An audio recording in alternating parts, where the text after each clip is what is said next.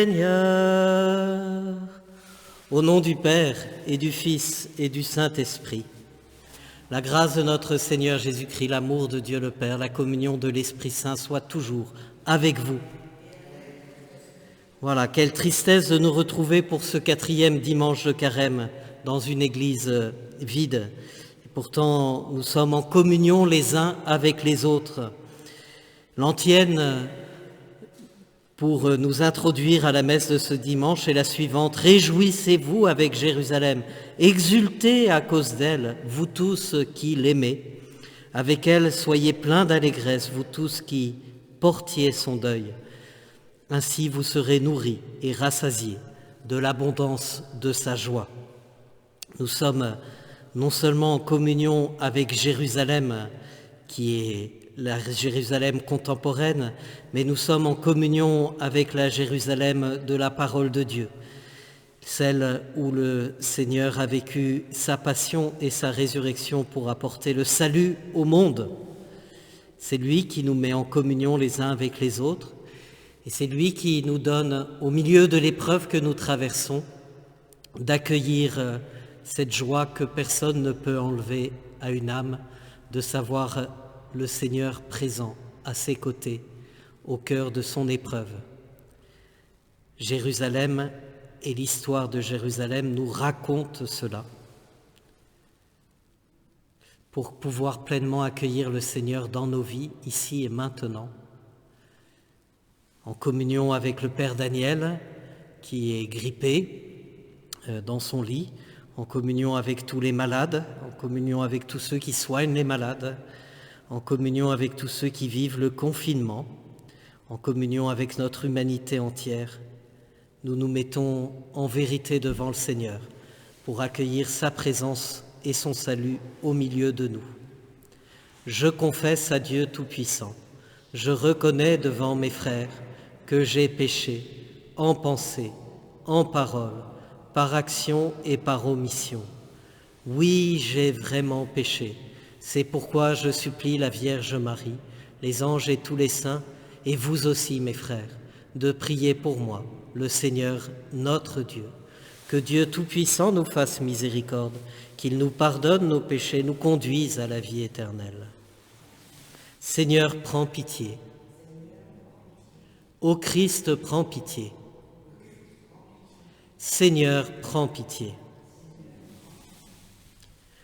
Dieu qui a réconcilié avec toi toute l'humanité en lui donnant ton propre Fils, augmente la foi du peuple chrétien pour qu'il se hâte avec amour au-devant des fêtes pascales qui approchent.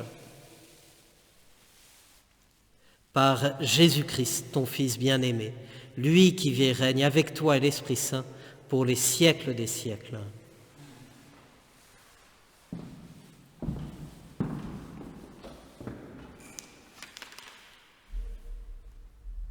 Lecture du premier livre de Samuel. Le Seigneur dit à Samuel: « J'ai rejeté Saul, il ne régnera plus sur Israël. Je t'envoie chez Jessé de Bethléem, car j'ai découvert un roi parmi ses fils.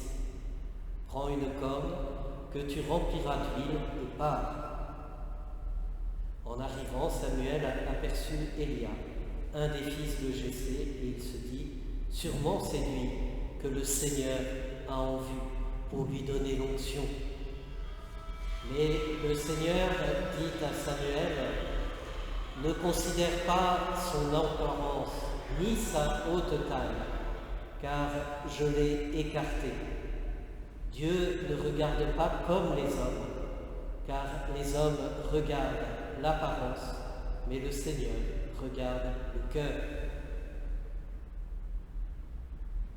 Jessé présenta ainsi à Samuel ses 7 fils, et Samuel lui dit: « Le Seigneur n'a choisi aucun de ceux-là. N'as-tu pas d'autres garçons ?»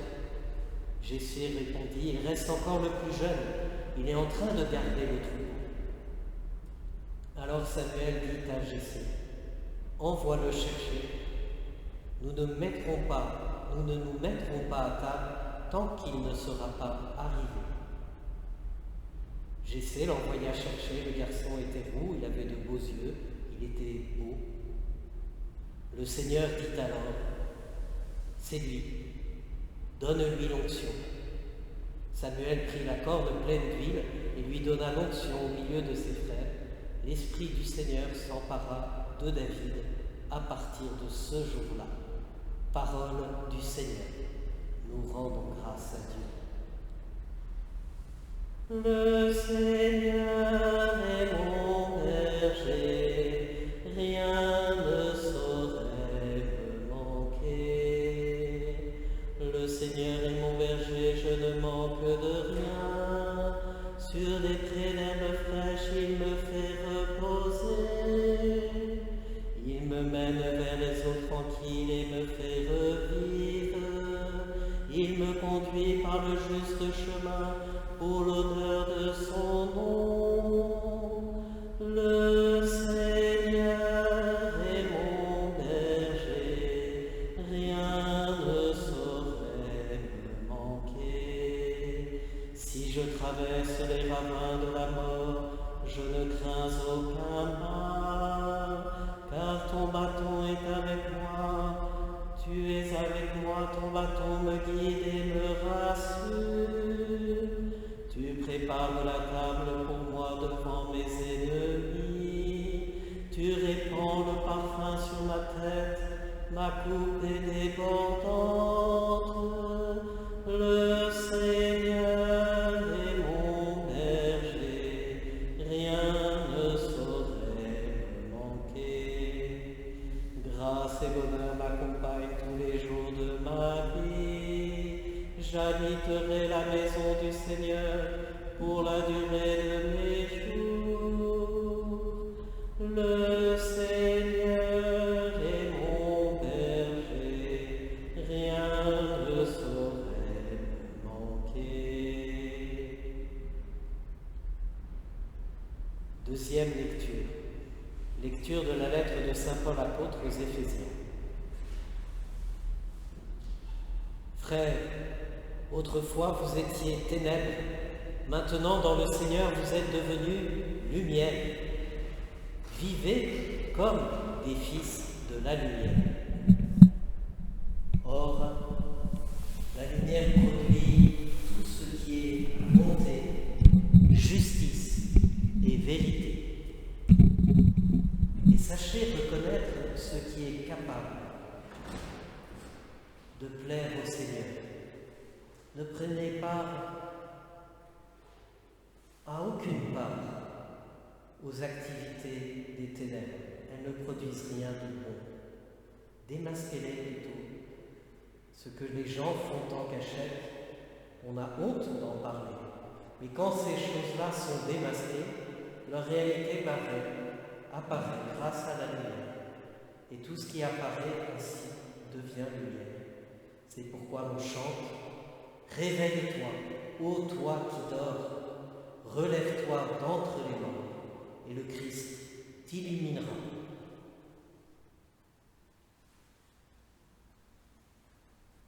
Parole du Seigneur, nous rendons grâce à Dieu.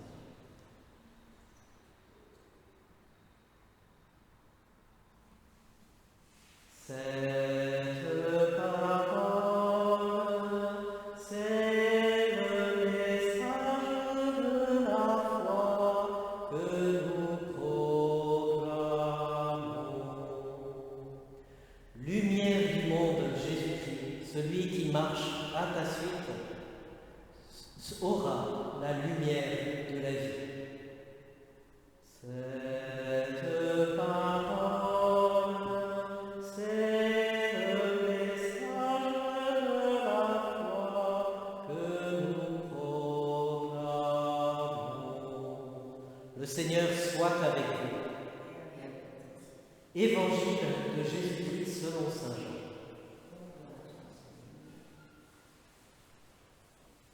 En sortant du temple, Jésus vit sur son passage un homme qui était aveugle de naissance. Ses disciples l'interrogèrent. « Rabbi, pourquoi cet homme est-il né aveugle? Est-ce lui qui a péché ou bien ses parents? Jésus répondit, ni lui, ni ses parents. Mais l'action de Dieu devait se manifester en lui. Il nous faut réaliser l'action de celui qui m'a envoyé pendant qu'il fait encore jour. Déjà, la nuit approche et personne ne pourra plus agir. Tant que je suis dans le monde, je suis la lumière du monde. Cela dit, il cracha sur le sol et avec la salive, il fit de la boue qu'il appliqua sur les yeux de l'aveugle et lui dit « Va te laver à la piscine de Siloé ». Ce nom signifie « envoyé ». L'aveugle y alla donc et il se lava. Quand il revint, il voyait. Ses voisins et ceux qui étaient habitués à le rencontrer, car il était mendiant, dirent alors « N'est-ce pas celui qui se tenait là pour mendier ?» Les uns disaient « C'est lui », les autres disaient « Pas du tout, c'est quelqu'un qui lui ressemble ». Mais lui affirmait « C'est vraiment moi ». Et on lui demandait alors « Comment tes yeux se sont-ils ouverts ?» Il répondit « L'homme qu'on appelle Jésus a fait de la boue. Il m'en a frotté les yeux et il m'a dit « Va te laver à la piscine de Siloé ». J'y suis donc allé et je me suis lavé. Alors j'ai vu. Ils lui dirent « Élu, où est-il » Jésus, il répondit « Je ne sais pas ». On amène aux pharisiens cet homme qui avait été aveugle. Or c'était un jour de sabbat que Jésus avait fait de la boue et lui avait ouvert les yeux. À leur tour, les pharisiens lui demandèrent « Comment se fait-il que tu vois ?» Il leur répondit « Il m'a mis de la boue sur les yeux, je me suis lavé, et maintenant je vois. » Certains pharisiens disaient « Celui-là ne vient pas de Dieu, puisqu'il n'observe pas le repos du sabbat. » D'autres répliquaient « Comment un homme pécheur pourrait-il accomplir des signes pareils ?» Ainsi donc, ils étaient divisés. Alors, il s'adresse de nouveau à l'aveugle. « Et toi, que dis-tu de lui puisqu'il t'a ouvert les yeux ?» Il dit « C'est un prophète. » Les Juifs ne voulaient pas croire que cet homme, qui maintenant voyait, avait été aveugle. C'est pourquoi ils convoquèrent ses parents et leur demandèrent « Cet homme est bien votre fils, et vous dites qu'il est né aveugle ? Comment se fait-il qu'il voit maintenant ?» Les parents répondirent « Nous savons que c'est bien notre fils et qu'il est né aveugle, mais comment peut-il voir à présent? Nous ne le savons pas. Et qui lui a ouvert les yeux? Nous ne le savons pas non plus. Interrogez-le. Il est assez grand pour s'expliquer. » Ses parents parlaient ainsi parce qu'ils avaient peur des Juifs. En effet, les Juifs s'étaient déjà mis d'accord pour exclure de la synagogue tous ceux qui déclareraient que Jésus est le Messie. Voilà pourquoi les parents avaient dit « Il est assez grand, interrogez-le. » Pour la seconde fois, les pharisiens convoquèrent l'homme qui avait été aveugle et lui dirent « Rends gloire à Dieu, nous savons nous que cet homme est un pécheur. » Il répondit « Est-ce un pécheur? Je n'en sais rien. Mais il y a une chose que je sais. J'étais aveugle et maintenant je vois. » Ils lui dirent alors « Comment a-t-il fait pour t'ouvrir les yeux ?» Il leur répondit « Je vous l'ai déjà dit et vous n'avez pas écouté. Pourquoi voulez-vous m'entendre encore une fois? Serait-ce que vous aussi voulez devenir ses disciples ?» Ils se mirent à l'injurier. « C'est toi qui es son disciple, nous c'est de Moïse que nous sommes les disciples. Moïse, nous savons que Dieu lui a parlé. Quant à celui-là, nous ne savons pas d'où il est. » L'homme leur répondit « Voilà bien qui est étonnant. Vous ne savez pas d'où il est, pourtant il m'a ouvert les yeux. Comme chacun sait, Dieu n'exauce pas les pécheurs. Mais si quelqu'un l'honore, fait sa volonté, il l'exauce. Jamais encore on n'avait entendu dire qu'un homme ait ouvert les yeux à un aveugle de naissance. Si cet homme-là ne venait pas de Dieu, il ne pourrait rien faire. Ils répliquèrent: Tu es tout entier plongé dans le péché depuis ta naissance, et tu nous fais la leçon. Et ils le jetèrent dehors. Jésus apprit qu'il l'avait expulsé. Alors il vint le trouver et lui dit: Crois-tu au Fils de l'homme? Il répondit: Et qui est-il, Seigneur, pour que je croie en lui? Jésus lui dit: Tu le vois, c'est celui qui te parle. Il dit: Je crois, Seigneur. Et il se prosterna devant lui. Jésus dit alors: Je suis venu dans le monde pour une remise en question, pour que ceux qui ne voient pas puissent voir et que ceux qui voient deviennent aveugles. Des pharisiens qui se trouvaient avec lui entendirent ces paroles et lui dirent: Serions-nous des aveugles, nous aussi?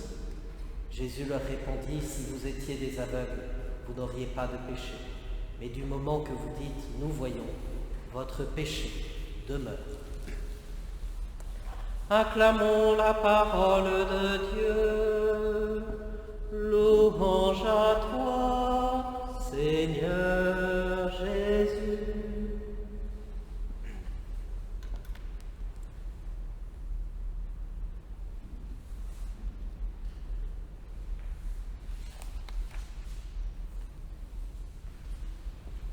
Voilà, trois petites réflexions qui me viennent à partir de la parole de Dieu qui nous est donnée en ce 4e dimanche de Carême, qu'on appelle aussi l'Étaré, le dimanche de la joie, où nous sommes invités à nous réjouir dans des circonstances bien tragiques et compliquées, où ce n'est pas la joie qui vient d'abord à notre esprit. Et bien pourtant, pour pouvoir nous réjouir et accueillir cette joie, eh bien il faut peut-être apprendre à regarder ce que nos yeux ne voient pas. Ce que nos yeux voient, c'est ce que nos mondes voient. Le confinement, la pandémie qui gagne, les morts de plus en plus nombreux. Mercredi, au cimetière des Mureaux, on déposera en terre une première victime du coronavirus sur Sartrouville.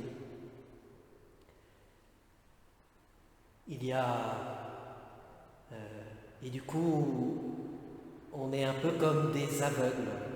On ne voit plus clair, on ne comprend pas ce que nous sommes appelés à vivre aujourd'hui, ce que nous vivons. Et nous sommes un peu, et peut-être nous le serons de plus en plus, gagnés par le désespoir, l'inquiétude ou la dépression liée à la fatigue pour ceux qui travaillent, notamment les soignants ou simplement le fait d'être confinés. Nous entendons, et c'est là ma première réflexion, quand les disciples croisent cet aveugle de naissance,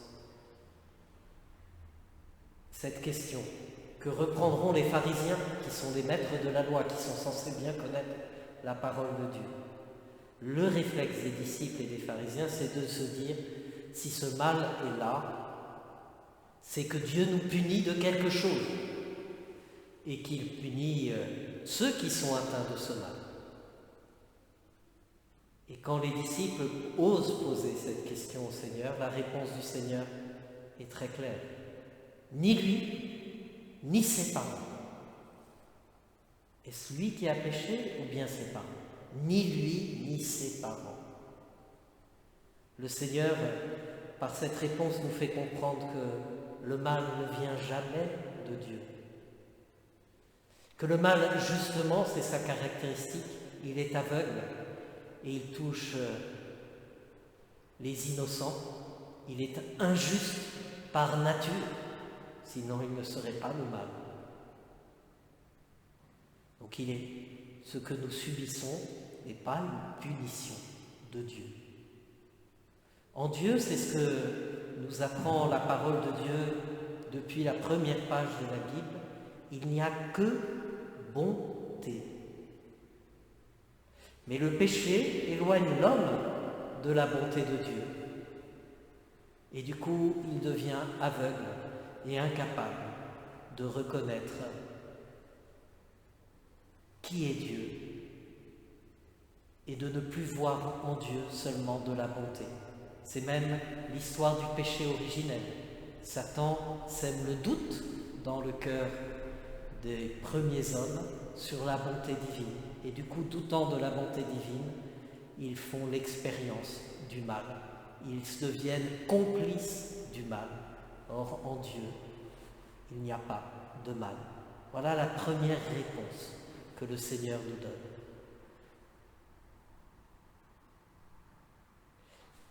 Et la deuxième réponse. Mais l'action de Dieu devait se manifester en lui.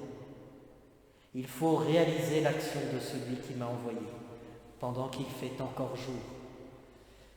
Le Seigneur, Jésus, Dieu parmi nous, au milieu des hommes, nous révèle que le mal, quand il surgit, ne vient pas de Dieu, n'est pas une punition de Dieu.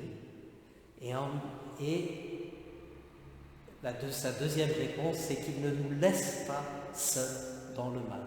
Il vient et le Seigneur agit. Il vient nous délivrer du mal. C'est pour ça que nous disons cette prière, délivre-nous du mal. Et nous la disons peut-être de façon encore plus intense ces jours-ci.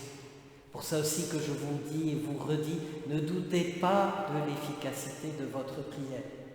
La prière du juste oblige Dieu et Dieu peut nous délivrer de ce mal. Ça, c'est le deuxième enseignement. Dieu ne nous laisse pas seuls face au mal. Il est là, au milieu de nous, et il est là pour manifester sa gloire et sa puissance. Et il n'y a rien d'autre que la bonté qui nous libérera du mal. Et la troisième chose que Dieu nous dit, il ne le fait pas sans nous. Et de même qu'il dit à l'aveugle-né, va te laver dans la piscine de Siloé, et nous ça fait des semaines et des semaines qu'on nous dit lavez-vous, lavez-vous pour éviter de propager le mal.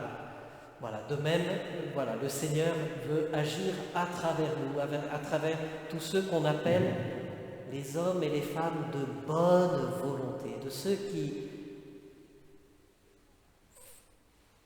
font guide, ceux pour qui leur volonté est guidée par la bonté et par rien d'autre. Et c'est ce que nous redisent les catéchumènes.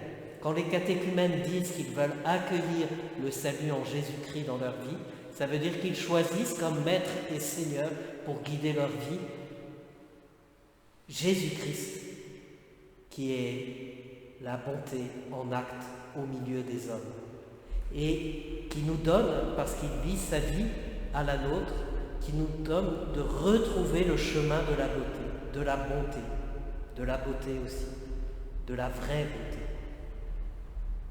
Autrefois vous étiez ténèbres, dit saint Paul aux disciples du Seigneur.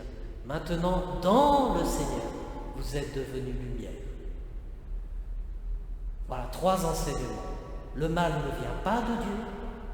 Dieu ne nous laisse pas seuls dans le mal. Et étant au milieu de nous, avec nous, dans le mal, il répand sa grâce. Et de tous ceux qui veulent bien l'accueillir, deviennent ces hommes de bonne volonté, guidés par la bonté, et qui, avec l'Esprit du Seigneur, chassent le mal. Et c'est pour ça aussi que dans cette Eucharistie, nous prions avec tous ceux qui luttent actuellement contre le mal, que ce soit les malades, les soignants, les chercheurs, tous ceux aussi qui actuellement sont en activité, pas facile d'ailleurs, soit télétravail à la maison, soit en extérieur et dans des conditions pas faciles, on l'a vu notamment pour les chauffeurs de poids lourds et plein d'autres. Voilà, donc on est en communion avec tous. Et nous qui ne pouvons pas bouger, prions. Ce sera un acte de bonté. Et encore une fois, la parole de Dieu nous enseigne que Dieu écoute la prière du juste, nous enseigne que la prière du juste oblige Dieu. Seigneur, délivre-nous du mal. Amen.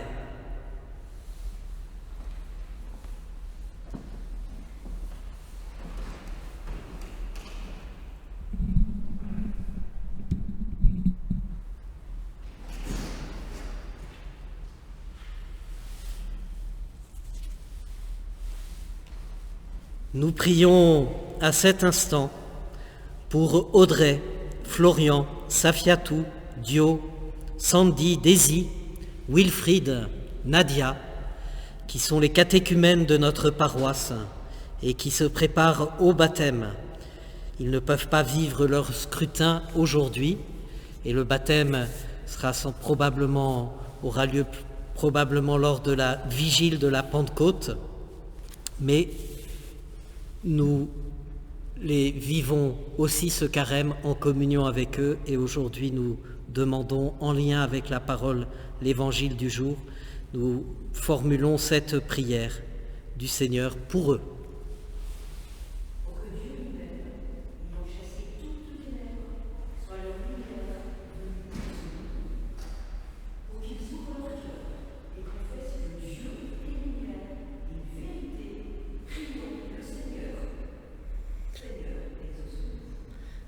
Seigneur, exauce-nous. Parle plus près, Isabelle. Plus près. Plus près du micro, sinon on ne t'entend pas. Pardon. Tu coupes.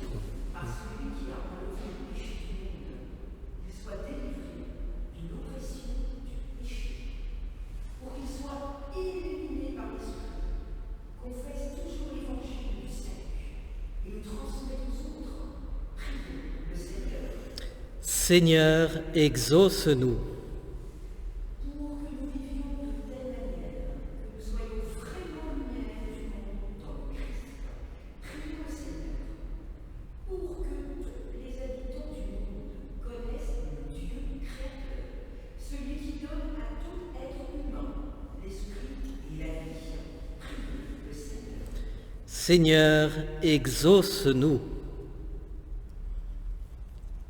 Et avec eux, en communion avec eux, eux qui se préparent à recevoir le don du baptême et qui sont déjà éclairés par la foi de l'Église, nous disons cette fois que nous avons reçu du Sauveur.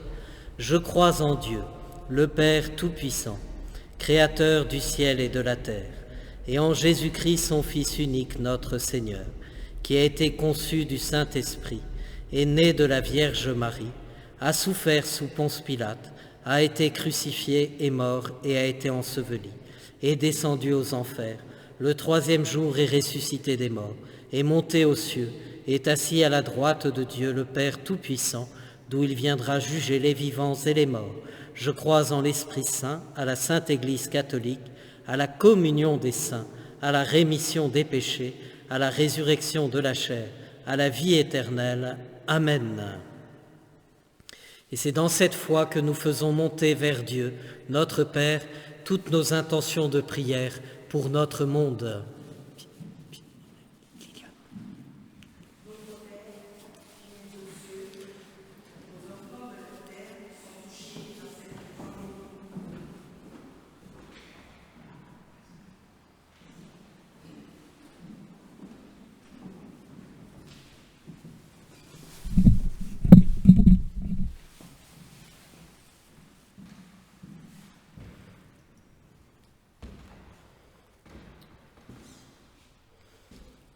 Notre Père, qui êtes aux cieux, vos enfants de la terre sont touchés par cette pandémie surprenante et agressive.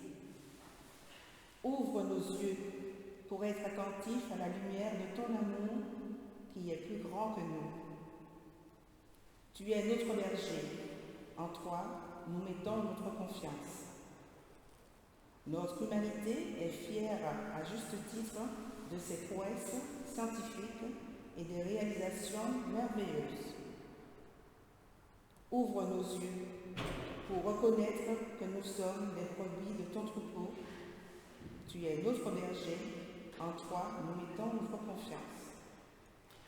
Ouvre nos yeux pour ne pas oublier les enfants qui souffrent depuis longtemps, comme les exilés, les migrants, les prisonniers, les malades, les personnes sans domicile, et toi, et tant d'autres. Tu es notre berger, en toi nous mettons notre confiance. Sûr de ton amour et fort de notre foi, Seigneur, nous te prions. Jésus, notre Seigneur, tu es cet homme totalement habité par la volonté de ton Père, de notre Père. Tu es Eucharistie par toute ta vie. Nous avons faim de cette Eucharistie.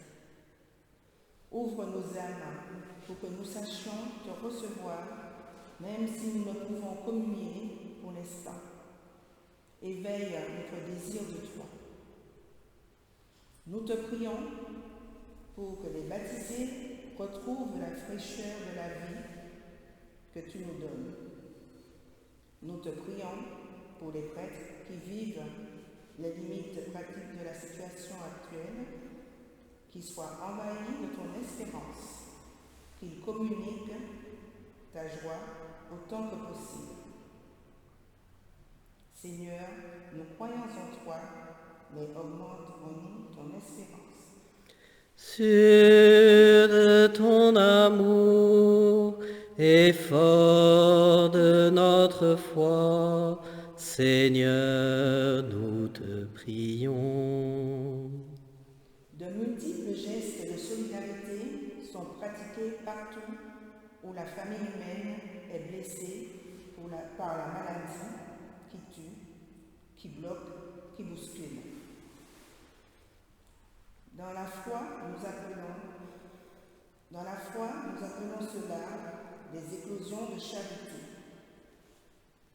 Ton esprit nous éclaire et nous fortifie pour agir selon ton amour dans notre situation. Donner physiquement sa vie, comme les soignants et beaucoup d'autres, sourire à notre voisin, inventer des paroles et des gestes qu'il faut. Que les œuvres de Dieu se manifestent à travers tous ces humains tendus vers l'élimination de ce mal qui est le coronavirus. Que notre foi nous permette de reconnaître ton amour actif à travers ces gestes humains. Que notre espérance nous permette d'être attentifs à tout le bien qui sortira de ce mal.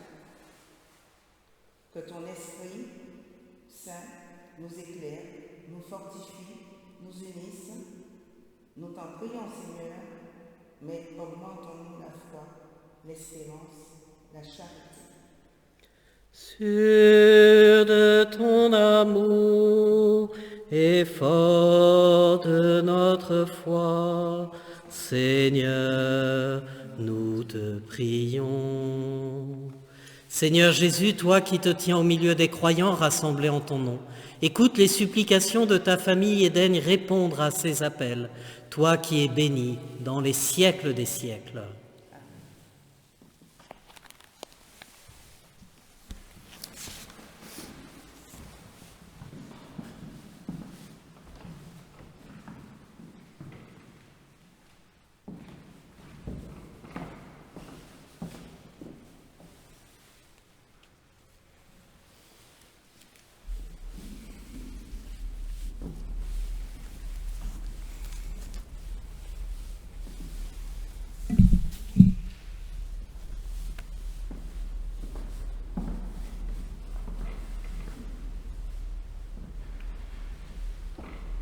Jésus, toi qui as promis d'envoyer l'Esprit à ceux qui te prient, ô Dieu, pour porter au monde ton feu.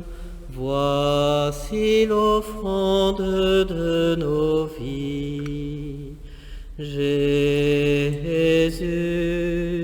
toi qui as promis d'envoyer l'Esprit à ceux qui te prient, ô Dieu, pour porter au monde ton feu.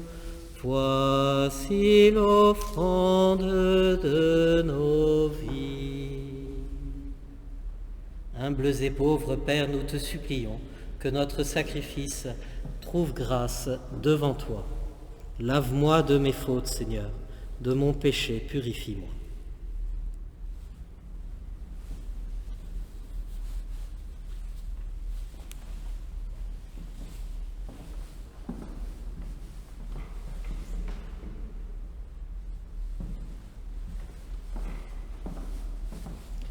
Prions ensemble au moment d'offrir le sacrifice de toute l'Église. Seigneur, nous te présentons dans la joie le sacrifice qui sauve cette vie, et nous te prions, qui sauve notre vie, et nous te prions humblement, accorde-nous de célébrer avec respect et de savoir l'offrir pour le salut du monde, par Jésus-Christ, ton Fils bien-aimé, lui qui vit et règne avec toi et l'Esprit Saint pour les siècles des siècles. Le Seigneur soit avec vous. Élevons notre cœur. Rendons grâce au Seigneur notre Dieu. Vraiment, il est juste et bon de te rendre gloire, de t'offrir notre action de grâce toujours et en tout lieu. À toi, Père très saint, Dieu éternel et tout-puissant, par le Christ, notre Seigneur. En prenant la condition humaine, il a guidé vers la lumière de la foi l'humanité qui s'en allait dans les ténèbres. Et par le bain qui fait renaître, il a donné aux hommes nés dans le péché de devenir vraiment fils de Dieu. Voilà pourquoi le ciel et la terre t'adorent. Ils te chantent leur hymne toujours nouvelle, et nous-mêmes, unissant nos voix à celles des anges, nous t'acclamons. Saint, Saint, Saint, le Seigneur Dieu de l'univers, le ciel et la terre sont remplis de ta gloire. Hosanna au plus haut des cieux. Béni soit celui qui vient au nom du Seigneur. Hosanna au plus haut des cieux. Toi qui es vraiment saint, toi qui es la source de toute sainteté, Père, nous te prions. Sanctifie ces offrandes en répandant sur elles ton esprit, qu'elles deviennent pour nous le corps et le sang de Jésus, le Christ, notre Seigneur. Au moment d'être livré, d'entrer librement dans sa passion, il prit le pain, il rendit grâce, il le rompit et le donna à ses disciples en disant : « Prenez et mangez-en tous, ceci est mon corps livré pour vous. »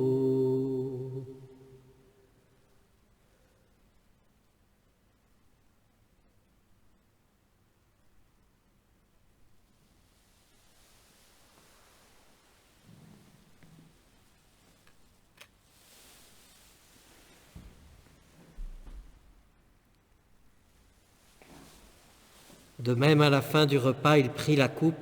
De nouveau, il rendit grâce et la donna à ses disciples en disant : « Prenez et buvez-en tous, car ceci est la coupe de mon sang, le sang de l'alliance nouvelle et éternelle, qui sera versé pour vous et pour la multitude en rémission des péchés.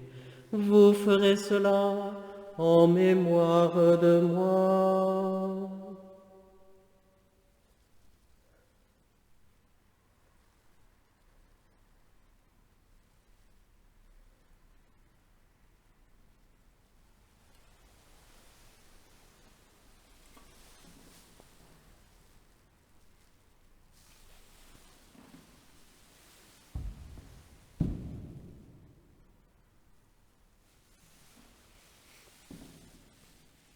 Tu as connu la mort, tu es ressuscité, et tu viens encore pour nous sauver. Viens, Seigneur, nous t'aimons. Viens, Seigneur, nous t'attendons. Tu as connu la mort, tu es ressuscité, et tu viens encore pour nous sauver.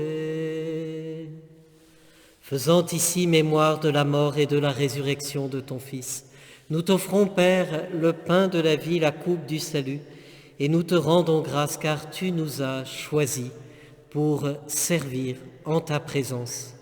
Humblement, nous te demandons qu'en ayant part au corps, au sang du Christ, nous soyons rassemblés par l'Esprit Saint en un seul corps. Souviens-toi, Père, de ton Église répandue à travers le monde. Fais-la grandir dans ta charité avec le pape François, notre évêque Éric, et tous ceux qui ont la charge de ton peuple. Souviens-toi aussi de nos frères et sœurs qui se sont endormis dans l'espérance de la résurrection. Te confions en particulier Manuel Antonio Fernandez, Domingos Dantas Mimoso. Te confions aussi celle dont on célébrera les funérailles cette semaine, Yvette Germer et Anne-Marie Garnier. Reçois-les dans ta lumière auprès de toi. Sur nous tous, enfin, nous implorons ta bonté, et nous l'implorons tout particulièrement sur tous ceux qui, à travers le monde, luttent actuellement contre la pandémie du coronavirus.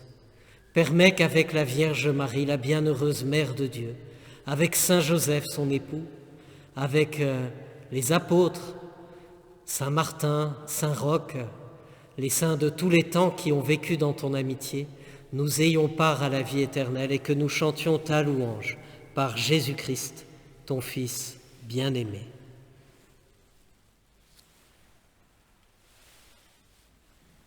Par lui, avec lui et en lui, à toi, Dieu le Père Tout-Puissant, dans l'unité du Saint-Esprit, tout honneur, toute gloire pour les siècles des siècles.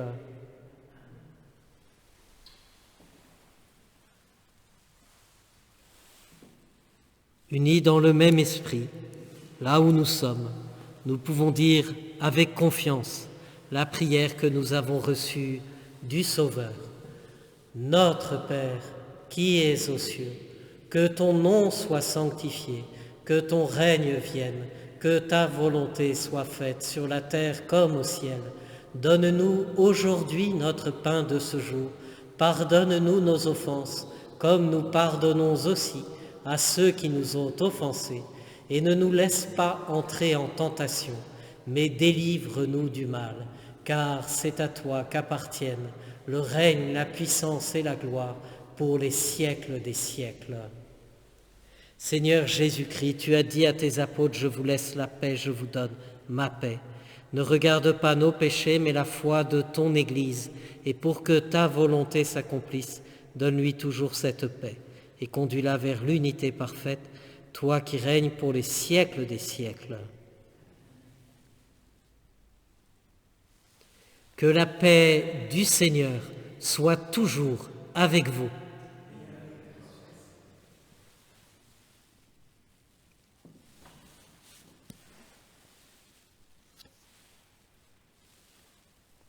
Agnus Dei, qui tollis peccata mundi, miserere nobis. Agnus Dei, qui tollis peccata mundi, miserere nobis. Agnus Dei, qui tollis peccata mundi, dona nobis pacem. Seigneur Jésus-Christ, Fils du Dieu vivant, selon la volonté du Père avec la puissance du Saint-Esprit, par ta mort tu as donné la vie au monde. Que ton corps, ton sang, nous délivre de nos péchés et de tout mal. Fais que nous demeurions fidèles à tes commandements, que jamais nous ne soyons séparés de toi.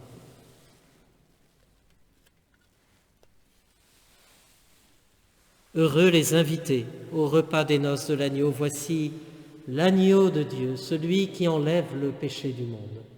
Seigneur, je ne suis pas digne de te recevoir, mais dis seulement une parole et je serai guéri. Le corps et le sang du Christ nourrissent en nous la vie éternelle.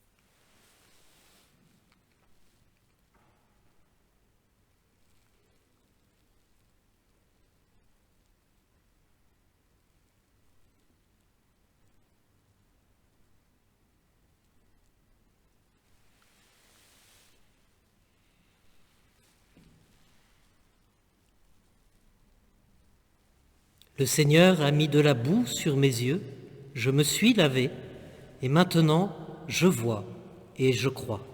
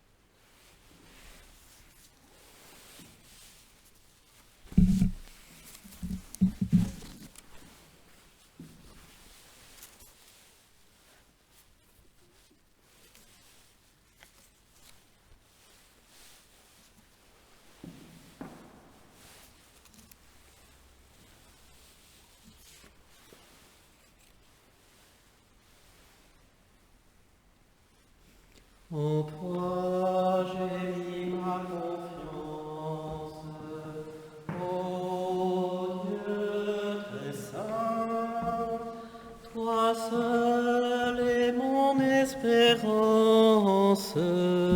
et mon soutien. C'est pourquoi je ne crains rien. J'ai foi en toi, ô Dieu très saint, c'est pourquoi je ne crains rien. J'ai foi en toi, ô Dieu très saint.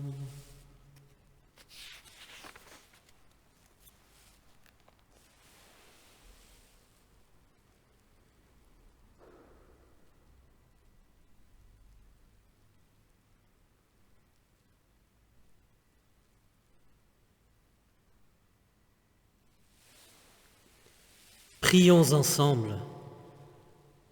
Dieu qui éclaire tout homme venant dans ce monde, illumine nos cœurs par la clarté de ta grâce, afin que toutes nos pensées soient dignes de toi et notre amour de plus en plus sincère, par Jésus-Christ, ton Fils bien-aimé, lui qui vit et règne avec toi et l'Esprit Saint pour les siècles des siècles. Amen. Voilà, peut-être juste quelques annonces. D'abord, merci à Jean-François, Isabelle, Liliane et Aristide d'avoir aussi été là pour célébrer pour tous la messe. Voilà. Il n'y a que le prêtre qui a communié, mais mais vous étiez comme ceux qui sont derrière l'écran, et vous avez pu participer notamment en préparant les lectures. Isabelle et Jean-François sont les responsables du catéchuménat, et comme les catéchumènes devaient vivre un scrutin ce dimanche et dimanche prochain, eh bien voilà, vous êtes présents pour eux et par la prière. Voilà. C'est bien, à 4, on peut largement tenir les consignes de sécurité. Et puis Liliane représente les membres de l'équipe d'animation paroissiale qui accompagne le curé dans sa mission pour la paroisse. Et c'est très important aussi que tu sois là pour moi. Voilà, c'est un petit signe du Seigneur. Merci. Et puis Aristide qui est à la technique, et merci. Sans lui, cette messe ne pourrait pas être retransmise. Bon, cette fois-ci, elle n'est pas en direct, mais dimanche prochain, si Dieu veut, elle le sera.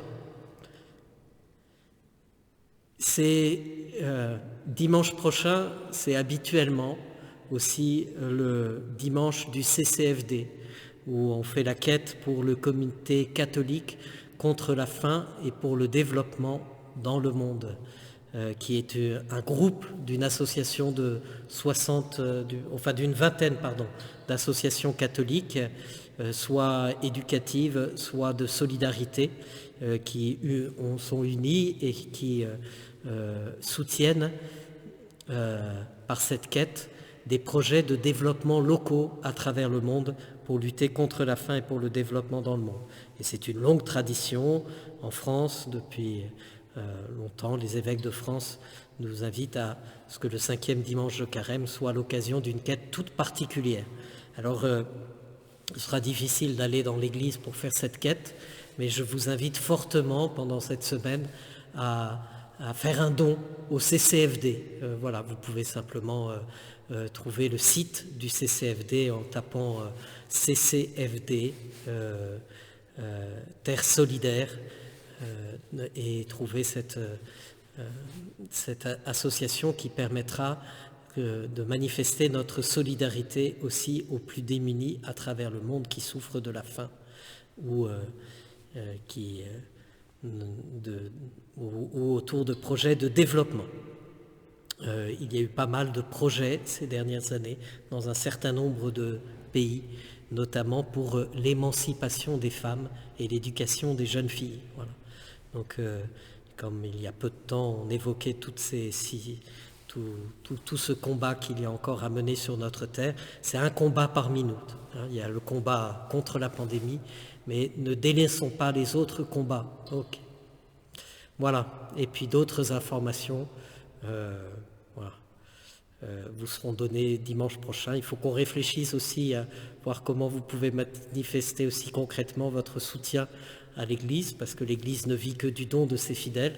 Et là, ça fait depuis une quinzaine de jours qu'elle en est privée, et du coup, eh bien, elle risque de s'essouffler. Voilà, bon, il faudra qu'on y pense, mais on se rattrapera peut-être après. On verra comment faire.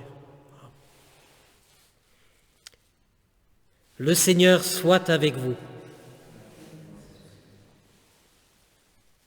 Et que Dieu Tout-Puissant vous bénisse, le Père, le Fils et le Saint-Esprit. Allez dans la paix du Christ. Bon dimanche, essayez de vivre un dimanche de la joie autant que possible. Et évidemment, si vous êtes sur le front en train de combattre, ce ne sera pas la joie. Donc dans cette joie, nous prions. Ce n'est pas une joie superficielle, mais une joie qui nous met en communion avec les autres. Et donc nous prions avec tous ceux qui luttent contre la maladie. Nous prions pour tous les malades et tous les soignants. Voilà, une pensée toute particulière pour le Père Daniel qui est au fond de son lit, qui va bien. On a pu dire l'office ce matin, mais on a estimé que c'était plus raisonnable qu'il reste dormir et qu'il se repose aujourd'hui. Voilà.